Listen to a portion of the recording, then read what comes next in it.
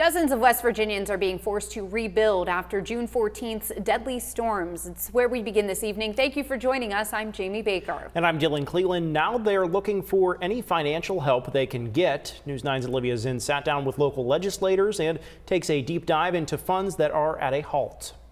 Well, controversy continues to linger around the West Virginia Flood Resiliency Fund following the catastrophic flash flooding here in Ohio County, but also in McDowell County, as it still sits at $0 since 2023. Our prior Governor Jim Justice, set out to put money in this mandate. He did not.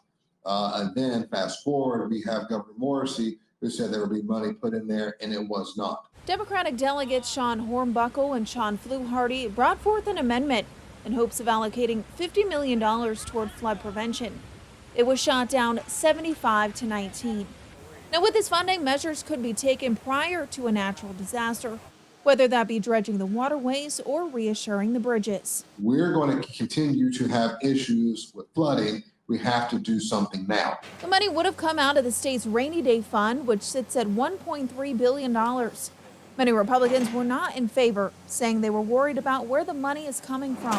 If you want to fund that, it should have been funded through maybe the governor's contingency funds. And we take money from where that was supposed to come from the back end of the budget. It affects our bond ratings when we want to borrow money.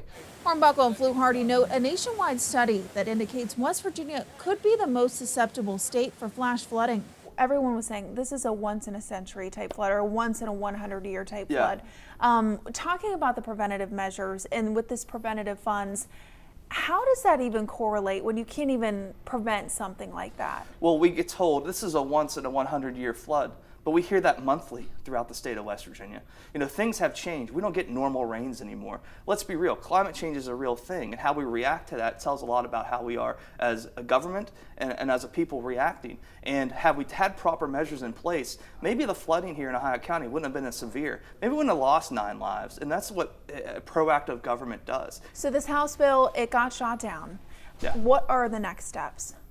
Well, we have to fund it. And so when we go back in for legislative session, and I think the governor should call a special session and have us go in there and fund it now so we can start taking preventative measures. So what happened here in Ohio County and what happened in McDowell County doesn't happen somewhere else. The original bill prior to the amendment would have allocated $250 million to flood prevention, $125 million from the rainy day fund, and the rest from the income tax reserve fund. Again, this House bill did not pass, but they are expecting more legislative action in the coming weeks. Reporting for News 9 in the Wheeling Content Center, I'm Olivia Zinn. Hi, I'm Jamie Baker. Thanks for watching. Here's another video for you to watch, and please be sure to subscribe to our channel.